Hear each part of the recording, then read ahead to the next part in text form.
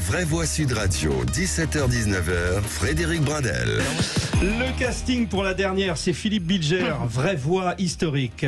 Corinne Tapiero, vraie voix biblique. Abdoulaye Kanté, vraie voix sécuritaire.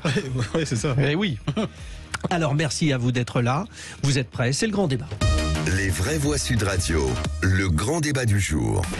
C'est un chiffre qui ne cesse d'augmenter. Il y a en France près de 61 000 places de prison opérationnelles, bien moins que le nombre de détenus. Ils sont plus de 72 000. Conséquence de cette augmentation, la densité carcérale en France s'établit désormais à plus de 114%. 3 détenus dans une cellule, vous imaginez la dignité humaine, quand vous allez au WC ou autre, c'est pas concevable. La situation de beaucoup de nos prisons n'est pas digne d'un pays comme le nôtre. Pour les détenus, la surpopulation carcérale rend les peines plus difficiles, mais également moins efficaces. Avoir du racket, du prosélytisme, et donc forcément que la surpopulation carcérale est un frein à la réinsertion. Il faut créer des places de prison supplémentaires pour pouvoir gérer au mieux cet afflux. Les chiffres sont tombés avant-hier, on y revient, c'est dans l'actualité. Antoine Mazer va nous présenter les données du problème. Nous vous proposons d'intervenir sur le compte Twitter de Sud Radio, vous donnez votre avis, alors ça peut être au 0826 300 300 aussi, mais vous donnez votre avis sur population carcérale. Comment faut-il faire pour évoluer les peines de prison, réduire, durcir, humaniser, adapter? Si vous voulez réduire, lancez-vous, parce que pour l'instant c'est rare, je n'ai jamais vu ça. C'est 0%. Et pourtant, vous êtes déjà très nombreux à avoir voté. Réduire, durcir, humaniser, adapter. Plantez-nous le décor, Antoine Mazer. Avec plus de 72 000 prisonniers au 1er décembre, les prisons françaises ont battu un nouveau record historique. Pour vous faire un petit comparatif, en janvier 2021, les prisons françaises ne comptaient que 60 698 places opérationnelles. 6 établissements dépassent même les 200% de prisonniers, notamment la prison de Bordeaux-Gradignan ou encore la maison d'arrêt de Bayonne. En raison de cette surpopulation, plus de 2000 personnes sont contraintes de dormir sur des matelas posés à même le sol. Plus d'un quart des détenus sont par ailleurs des prévenus, c'est-à-dire des personnes en attente de jugement et donc présumées innocentes. Plus les conditions de détention sont rudes, plus ça va générer de la récidive, a affirmé Benjamin Monnery, chercheur spécialiste de la justice pénale. Un constat identique à celui des États généraux de la justice qui indiquaient en juillet dernier que la surpopulation carcérale ne permettait pas d'assurer une réinsertion de qualité ni de prévenir la récidive. Le garde des Sceaux, Éric Dupond-Moretti, qui doit présenter prochainement ses conclusions justement sur ces derniers États généraux, pour lui, la surpopulation carcérale montre que la justice n'est pas laxiste avec les condamnés. Vous me reprochez à la fois le laxisme de la justice et la surpopulation carcérale. La surpopulation carcérale, c'est la première des illustrations que la justice, monsieur le député, n'est pas laxiste. Pour le reste, nous sommes en train de construire plus de 15 000 places de prison nettes grâce à des budgets que nous sommes allés chercher avec toute la force de conviction dont nous sommes capables et que vous n'avez jamais voulu voter. Il répondait à un député du Rassemblement national à l'Assemblée, mais la question se pose alors si tous les condamnés doivent aller en prison et éviter le surpeuplement des maisons d'arrêt. Pour Philippe Lecomte, responsable à Toulouse et en région Occitanie de l'association des visiteurs de prison, pour lui le problème vient du choix de la politique carcérale. Nous, ce que l'on pense, c'est que ces améliorations jouent à la marge. Le problème de fond, c'est un problème de choix de politique carcérale. Qui est un choix qui privilégie l'enfermement avant toute possibilité alternative d'accompagnement hors les murs. Si on fait un petit comparatif avant de terminer de nos voisins, les Allemands, ils ont réussi en 20 ans à éliminer la surpopulation carcérale. Au 30 juin dernier, 78% de l'espace utilisé, alors qu'en 2003, ils étaient à 104%. Et en Espagne, le nombre de détenus a baissé de plus de 20% entre 2011 et 2022. Les vraies voix vont nous éclairer. En tout cas, vous nous éclairez sur votre point de vue, les auditeurs de Sud Radio. Vous continuez sur le compte Twitter de Sud Radio. Cette question, comment faut-il faire évoluer les peines de prison? Il faut les réduire, vous dites non à 0%. Il faut les durcir, vous dites oui à 79%. Il faut les humaniser, vous dites oui à 5%. Il faut les adapter, vous dites oui à 16%. Ce qui veut bel et bien dire, Philippe Bilger, que la vraie problématique dans cette histoire, c'est qu'il faut des places de prison. Bien sûr, les auditeurs de Sud Radio, je n'en ai jamais douté, sont pleins de bon sens. L'analyse d'Antoine appellerait beaucoup de remarques de ma part, mais je veux m'en tenir à l'essentiel. D'abord, il faut humaniser les prisons qui peuvent l'être. Il y a des choses qui pourraient être faites dans l'urgence et elles ne sont pas faites. Deuxième élément, la surpopulation carcérale n'a pas de sens en soi. On pourrait largement mettre en détention encore des délinquants et des criminels. La justice, évidemment, ne met pas en prison par plaisir et on pourrait largement en mettre d'autres si on avait construit les places de prison qui étaient programmées depuis longtemps. Et troisième élément, et je finis, ça n'est pas la prison qui crée la récidive, c'est le récidiviste. Que la prison elle-même, parfois, dans un environnement négatif, ne permettent pas aux bonnes volontés de s'exprimer, c'est tout à fait possible. Mais il faut arrêter que la gauche et la droite, qui est gangrenée par cet exemple, continuent à sortir ces sornettes du genre « la prison école du crime ». Si elle est l'école du crime, il y en a beaucoup qui ont fait des brouillons avant. Abdoulaye Kanté, votre point de vue de policier, est-ce que, alors pour les peines, on va dire, de courte durée, pour la petite délinquance, est-ce qu'ils ressortent dans un état pire que celui dans lequel ils sont rentrés? Comme l'a dit Philippe, je pense que la grosse problématique, c'est la récidive. C'est la récidive, c'est que le but, évidemment, c'est que quand nous, policiers, on interpelle un individu qui a commis une infraction, il est jugé pour cette infraction et il est placé en prison. Donc, la justice a écarté cette personne de la société. Donc, pour le mettre en prison, pour le punir. Après, ce qui pose problème, c'est le suivi. Quand la personne a on va dire, fait sa peine, quel est le suivi qui sera fait à l'issue pour qu'il puisse se réinsérer? Mais ça veut dire qu'il faut adapter alors. Il y a une forme d'adaptation. Parce que si vous mettez un jeune avec un islamiste terroriste, exactement, il y a danger. C'est ça, évidemment. Voilà. Donc au niveau de la surpopulation, il faut aussi quand même remettre les choses un peu dans le contexte, parce qu'on dit qu'il faut créer des places de prison. Combien de communes refusent que des prisons soient construites chez elles et que ça retarde justement ce programme de construction. Il y a ceci, on fait face à cela. Et nous, policiers, quand on fait face à des multirécidivistes, parce que du fait qu'il y avait une forme d'alternative à la peine, ou bien d'attendre qu'elle soit en jugement, pendant ce temps-là, qu'est-ce qui se passe? Mais la personne, elle est dehors. Elle est dehors et donc elle peut commettre aussi des faits parce que elle se dit que oui, mais bon, entre le moment où je vais être jugé, même si j'ai un bracelet ou soit j'ai un contrôle judiciaire, cela n'empêche en aucun cas l'individu de commettre ces méfaits. Et c'est ça qui pose problème. Aujourd'hui, la justice, effectivement, est en manque de moyens, mais elle est par-dessus tout incompréhensible pour le citoyen lambda qui ne comprend pas que...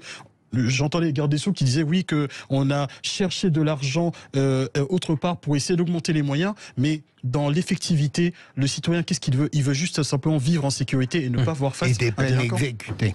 Des peines exécutées, voilà. Et des peines exécutées. Corinne Tapiero, il y a quand même une part de réflexion humaine à apporter, c'est-à-dire ils n'ont pas tous fait la même chose, ils n'ont pas à être traités tous de la même manière. Bien sûr, mais bon, je pense que d'abord dans les prisons, il y a des quartiers différents en fonction des délits. On ne met pas des grands brigands avec des petits délinquants routiers, par exemple. Enfin, petits délinquants, pardon du terme, parce que c'est toujours dramatique, mais c'est pas de même nature. Ce qui pose un vrai problème, c'est qu'effectivement, pendant le quinquennat Nicolas Sarkozy, il était prévu des places de prison que Hollande a rayées d'un trait de plume, donc c'est assez dommage. Moi, je suis toujours amusée quand j'entends Dupond-Moretti dire comme il y a une surpopulation carcérale, ça veut dire qu'on punit bien. Le problème, c'est que la justice est très lente. Regardez le procès des attentats de novembre ont eu lieu 7 ans après les faits. C'est extrêmement long. Il y a certains... c'est un peu particulier parce que c'est un travail aussi pour l'histoire. Non, c'est un travail pour l'histoire, mais ce qui fait que quand certains procès arrivent, quand c'est un jeune qui commet un délit et qu'il est jugé 6 ans après, ça n'a plus de sens. La prison, toute sanction, elle doit être en rapport avec la faute et elle doit avoir un sens. Et je pense qu'on a perdu le sens parce qu'on a une justice qui est engorgée, parce que c'est long, pour plein de raisons. Et en plus de ça, ce qu'il y a, c'est que moi, je pense qu'on doit inciter davantage les prisonniers à travailler à l'intérieur de la prison de façon à ce qu'ils ne perdent pas réinsertion. De lien. Mais même... Voilà, en vue d'une réinsertion. C'est ça, humaniser, c'est la réinsertion, par exemple. En plus de ça, je pense aussi que quand le ministre de l'Intérieur avait mis en place tout ce qui était les AFD, donc les amendes forfaitaires délictuelles, qui permettaient justement de décriminaliser qui fait partie, juste pour une dizaine d'infractions. Quand on prend l'exemple pour tout ce qui est le stup, donc certains, c'est vrai qu'ils comprenaient pas qu'ils pouvaient aller en prison juste pour un joint. Enfin, je caricature, mais c'est vrai que ça a permis aussi à réduire aussi l'incarcération de certains pour les délits très peu. aussi. Voilà. Ils ne faisaient pas l'objet d'un cadre. Alors, je vais avoir, Abdoulaye et Corinne, l'expertise de notre magistrat quand même, Philippe Bilger. Philippe, nos auditeurs, plus ils nous écoutent, plus ils renforcent le terme adapté. Dans les adaptations, bon, bien sûr, il y a des places de prison, on va en prison et on adapte. Mais tout ce qui est travail d'intérêt général, sursis probatoire, sursis avec mise à l'épreuve, détention à domicile avec bracelet, ça. Mais ça, c'est là ce que j'appellerais l'humanisme bélan. C'est-à-dire que j'entends bien, ça existe dans l'éventail pénal, il y a les peines alternatives, il y a un certain nombre de sanctions qui ne sont pas liées directement à la prison, et en ce qui me concerne, je ne les regrette pas. Mais simplement, il ne faut pas laisser croire que ces sanctions seraient de nature à répondre aux défis que pose une délinquance grave et une criminalité. On ne va pas condamner quelqu'un qui a par exemple agressé des vieilles dames pour les voler à la suspension d'un permis de conduire ou quoi que ce soit de comparable. Donc ces peines alternatives, elles s'appliquent à des infractions qui n'ont pas profondément troublé l'ordre public et qui éventuellement permettraient, comme l'a dit Abdoulaye, de ne pas mettre des gens inutilement en prison, mais qu'on arrête de dire que la prison est utilisée de manière surabondante. C'est faux. En réalité, on l'utilise presque de manière minimale dans la mesure où on n'a pas le choix. Oui. Réaction au 0826 300 300, vous continuez, hein, les auditeurs. Samy qui nous appelle de Mitry-Mory, vous voulez dire en Seine-et-Marne, c'est ça, Samy? Oui, c'est ça, bonjour, merci de nous donner la parole. C'est un ancien du lycée Honoré de Balzac qui vous donne la parole, donc vous savez, je connais bien Mitry. Eh ben voilà. Voilà. Alors, votre réaction, Samy? Alors moi, écoutez, moi je pense que c'est dommage, on a retiré l'armée, alors que les jeunes, au lieu de les envoyer en armée, en prison, pardon, on devrait les envoyer à l'armée, et puis ils apprennent la discipline, ils passent leur permis, ils plein de choses comme avant. Parce que l'armée, c'est comme la prison, hein, en vérité, mais en plus propre. Hein, bien, hein, mais il y a d'autres choses qui ont été faites aussi de plus intéressantes. Alors oui, ce que dit Samy est très intéressant. On vous propose de réfléchir dessus. Les vraies voies. Moi, je parlais tout à l'heure on va dire de travail d'intérêt général. On est presque à ce niveau-là dans la proposition de Samy, Corinne. Oui, mais il faut pas oublier quand même que lorsqu'un détenu arrive en prison, c'est qu'il a commis un délit et que derrière il y a une victime. Donc moi, je trouve que c'est quand même. Il faut aussi penser aux victimes. Qui pourrait voir. Mais ce que dit Samy, évidemment, un violeur, il ne va pas en faire un militaire. C'est pas ce qu'il veut dire. Je pense que pour une grande partie des jeunes qui se retrouvent en prison sur des délits moins lourds que des crimes purs, des assassinats purs et simples, on pourrait, pourquoi pas, tenter cette expérience. Mais je suis pas certaine que l'armée y gagne beaucoup, quoi. Philippe Bilger. Ce que j'aime bien dans l'idée de Samy, c'est que le jeune serait éventuellement formé, instruit pour changer de caractère et d'habitude dans les prisons, et ça je ne le discute pas, compte tenu des difficultés de la surpopulation, on ne peut pas dire qu'on s'acharne à faire changer, à supposer qu'on le puisse. C'est une étape de la réinsertion parmi une autre, Abdoulaye Kanté, ce que propose Samy. Mais en fait, ce que propose Samy, c'est intéressant, mais il y a des structures qui existent parce que les gens ne le savent pas. Je veux juste un petit exemple. Moi, souvent, je vais souvent dans des structures qui s'appellent les EPID. Ce sont les établissements pour l'insertion dans l'emploi. Ce sont des établissements qui sont des anciennes casernes de militaires ou pompiers qui ont été récupérés, et pas loin, c'est une ministre de la gauche qui avait mis en place ce système-là, Madame El Khomri, qui avait mis en place ces systèmes pour les jeunes de 15 jusqu'à 24 ans, qui eux sont totalement désociabilisés, qui eux ont fait de la prison ou pour X ou Y chose, et ils sont pris en charge par des anciens militaires, par des anciens encadrants, pour leur permettre de connaître le civisme, tout ce qui est leur réapprendre l'emploi. Et au bout de 6 mois, c'est 2 ans, au bout de 6 mois, il y a un chef d'entreprise, quelqu'un qui vient voir ce qu'a fait ces EPID, pour pouvoir aider ces jeunes et après ils sont récupérés. Ça, c'est une Il y alternative. en a combien et combien d'enfants de jeunes passent dedans? C'est ça. Il y en a une centaine. Il y en a une centaine de jeunes qui passent dedans. Et après, il y a quand même une dizaine d'établissements en France. Mais aujourd'hui, malheureusement, le gouvernement n'utilise pas des structures existantes pour pouvoir essayer de les renforcer parce que ça aide aussi. Eh bien voilà, Samy, votre proposition a fait réagir. C'était une bonne idée, mais vous savez ce qu'on dit, Samy, hein, quand tu passes à Mitry-Mory, tu as grandi. C'est ça, hein. C'est bienvenu. Merci beaucoup. Ségolène avait raison. Hein.